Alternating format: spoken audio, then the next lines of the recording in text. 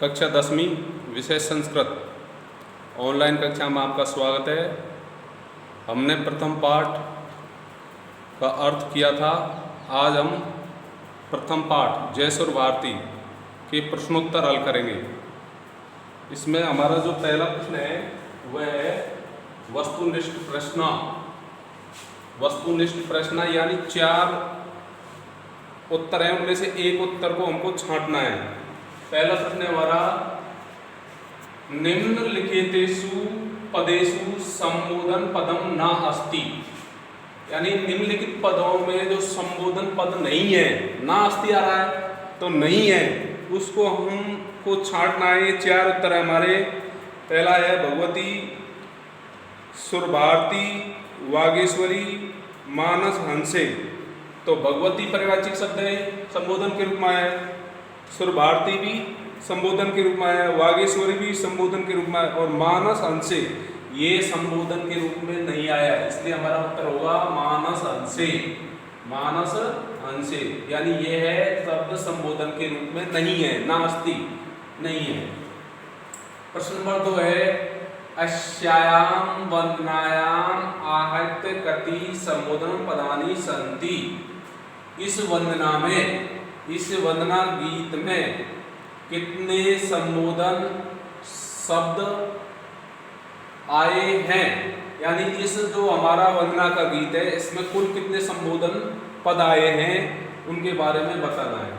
तो इसमें दे रखा हमको 4 ऑप्शन दे रखे, 4 उत्तर दे रखे। सप्त, अष्टौ, 10, त्रीणि। तो 7 भी नहीं है, अष्ट भी नहीं है और त्रीणि भी नहीं है, और इसका उत्तर होगा 10। ये 10 इसमें संबोधन के रूप में आए हैं। 10 ऐसे सब पद हैं जो संबोधन के रूप में हैं। भगवती है, सुरभारती है, नाद ब्रह्मई है, वागेश्वरी है, शरणा है और त्रिभुवन धन्य है। इस प्रकार ये हमारे संबोधन के रूप में आए हैं। अगला प्रश्न है हमारा अस्याम गीतायाम कस्या वंदना विधीयते। अस्याम इस गीत में किसकी वंदना की गई है? जो ये गीत है वंदना का, इसमें किसकी वंदना की गई है? तो हमारे इसके 4 ऑप्शन थे। वाग्देव्या, दूसरा है दुर्गाया, भारत मातु और ललित कलाया। तो दुर्गा की वंदना नहीं की गई है, भारत माता की वंदना भी नहीं की गई है और ललित कलाया की भी नहीं की गई है। और वाग्देव्या, वाणी की देवी, वाणी की देवी। इसका संधि वाग देव्या का संधि विच्छेद करेंगे तो वाक प्लस देव्या, वाणी की देवी, वाणी की देवी की प्रार्थना की गई है। प्रश्न नंबर 4 है हमारा वागेश्वरी इति अत्र संधि विच्छेद अस्ति। वागेश्वरी शब्द का संधि विच्छेद होगा। वागीश्वरी शब्द का संधि विच्छेद होगा। तो इसमें वाग प्लस ईश्वरी दे रखा है, वाग प्लस ईश्वरी दे रखा है, वागी प्लस स्वरी दे रखा है और वागी प्लस ईश्वरी दे रखा है। तो वाग प्लस ईश्वरी भी नहीं है, वागी प्लस स्वरी भी नहीं है और वागी प्लस ईश्वरी भी नहीं है, और उसमें वाक प्लस ईश्वरी, वाक प्लस ईश्वरी। इसका वागेश्वरी का संधि विच्छेद करेंगे तो वाक प्लस ईश्वरी, जलाम जसो अंते, जसत विधान संधि से इसका तृतीय वर्ण आ रहा है तो इसके स्थान पर प्रथम वर्ण हो जाएगा। प्रथम वर्ण के जलाम जसो अंते, जल वर्ण के स्थान पर जस वर्ण हो जाता है, इसलिए इसमें वाग प्लस ईश्वरी। लघुत्तरात्मक प्रश्न। अब अगला जो प्रश्न है हमारे लघुत्तरात्मक प्रश्नों को हल करेंगे। जय हे भगवती सुरभारती इति अस्या गीते रचयिता को अस्ति। जय हे भगवती सुरभारती इति प्लस अस्या गीते रचयिता को अस्ति। इस गीत के रचनाकार कौन है? इस गीत की रचना किसने की है? तो लेखक का नाम लिखना है हमको, डॉक्टर हरिराम आचार्य। इसकी की रचना किसने की है? डॉक्टर हरिराम आचार्य। प्रश्न नंबर 2 है कति काव्यरसा सन्ति, काव्य रस कितने हैं? केशाचा त्रयाणाम रसानाम नामानि लिखन्तु, इन्हीं 3 रसों के नाम लिखना है। कुल रस कितने होते हैं ये पूछा है कि कति काव्य रसा सन्ति, कुल कितने काव्य रस हैं? केशाचान त्रयाणाम रसानाम नामानि लिखन्तु, इन्हीं 3 रसों के नाम लिखना है आपको। तो रस कितने हैं? 9 काव्य रसा भवन्ति, काव्य रस 9 होते हैं। अब 9 काव्य रस कौन कौन से मैं बता देता हूं आपको। श्रृंगार, हास्य, करुण, रौद्र, वीर, भयानक, विवश, अद्भुत, शांत, ये 9 काव्य रस हैं। इनमें से किन्हीं 3 का नाम लिखना आपको। तो 3 का नाम लिखो, श्रृंगार रस, करुण रस और रौद्र चैते त्रय रसा, ये 3 रस हैं। 9 रसों में से 3 का नाम लिखा रहा है, इसलिए 3 रस हो गए हमारे, श्रृंगार, करुण और रौद्र।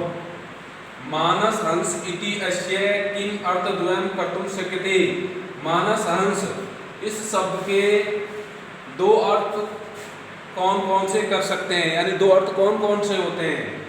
मानस हंस इति अस्य किम अर्थद्वयं कर्तुं शक्यते, मानस हंस, इस शब्द के 2 अर्थ हम कौन कौन से कर सकते हैं। तो एक तो हम कर सकते हैं मान सरोवरस्य हंस, यानी मान सरोवर में स्थित हंस, मान सरोवर तालाब है उसमें स्थित हंस। और दूसरा है मानस रूप हंस, यानी मन, हृदय, हृदय में स्थित हंस, हृदय रूपी हंस, हृदय पर स्थित हंस। सित पंकजम, प्रश्न नंबर 4 है हमारा, सित पंकजम इति अस्य पर्याय शब्द त्रयम लिखन्तु। सित पंकजम, सित पंकजम होता है सफेद कमल, और उसके 3 पर्याय शब्द लिखने हमको। तो एक तो होता है श्वेत कमलम, सफेद कमल, पुंडरीकम, ये भी सफेद कमल होता है, और सित पंकजम, ये भी इसका पर्यायवाची शब्द होता है। जो हमारा अगला प्रश्न है निबंधात्मक है, आसीना बहुमानस अंशे कुंद तुहिन शशि धवले हर जड़ता कुरु बोधि विकास सित पंकजम तनु विमले। आसीना बहुमानस अंशे कुंद तुहिन शशि धवले हर जड़ता कुरु बोधि विकासम सित पंकज तनु विमले। इसकी हमको 100% व्याख्या करनी है हिंदी में। तो इसकी हम इस जो श्लोक है इसकी 100% व्याख्या हिंदी में करेंगे। पहले लिखेंगे प्रसंग। प्रस्तुत पद्यांश हमारी पाठ्य पुस्तक स्पंदना के जयसुर भारती नामक पाठ से लिया गया है, यानी स्पंदना पुस्तक का नाम है और जयसुर भारती पाठ का नाम है। प्रस्तुत पद्यांश हमारी पाठ्य पुस्तक स्पंदना के जयसुर भारती नामक पाठ से लिया गया है। यह पद्यांश डॉक्टर हरिराम आचार्य द्वारा रचित वसंत बहार राग पर आधारित मधु छंद ग्रंथ से संकलित है।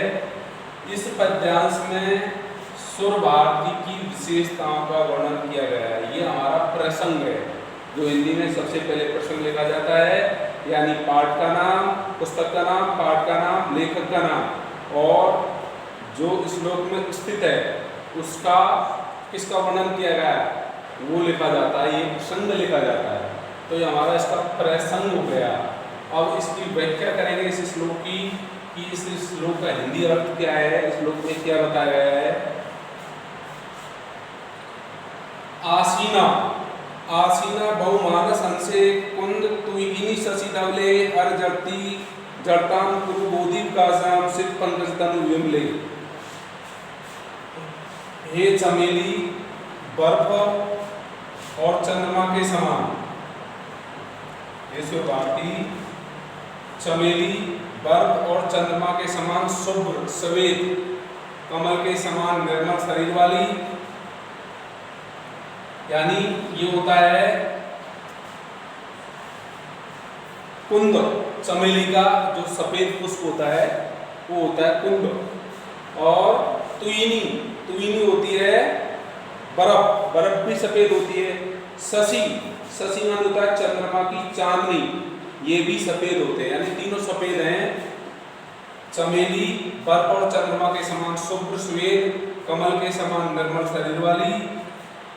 देवी सुर भारती, तुम मानस सरोवर के राज हंस पर अर्थात मेरे हृदय रूपी हंस पर विराजो और मूर्खता को हरो, यानी मूर्खता को दूर करो तथा ज्ञान का विकास करो, अर्थात मेरे अंदर ज्ञान का विकास करो। ये इसका व्याख्या है। इसके बाद में इसमें जो तीसरे नंबर पे लिखा जाता है व्याख्या में, वो लिखा जाता है विशेष, विशेष यानी व्याकरणिक बिंदु, व्याकरणिक बिंदु। आसीना, आस प्लस सानच प्लस टाप। आस मूल धातु है, सानच और टाप दो प्रत्यय है इसके अंतर्गत। आस प्लस सानच प्लस टाप आसीना, आसीना शब्द बन जाता है। सित पंकजम, सित पंकजम इसके पर्यायवाची शब्द है सफेद कमलम और पुंडरीकम, ये इसके पर्यायवाची शब्द हैं। मानस हंसे, मानस्य हंसे, मानस्य हंसे, इसका हम समास विग्रह करेंगे। मानस्य हंसे, षष्ठी तत्पुरुष समास, षष्ठी तत्पुरुष समास, ये इसका विशेष हो गया। और आज आपको हम उतना ही अध्ययन कराएंगे। अगला जो हमारा कालांश होगा उसमें संस्कृत व्याख्या कराएंगे आपको, यानी संस्कृत में प्रसंग लिखना, संस्कृत में उसकी व्याख्या करना और संस्कृत में ही विशेष लिखना, व्याकरणिक बिंदु लिखना। धन्यवाद।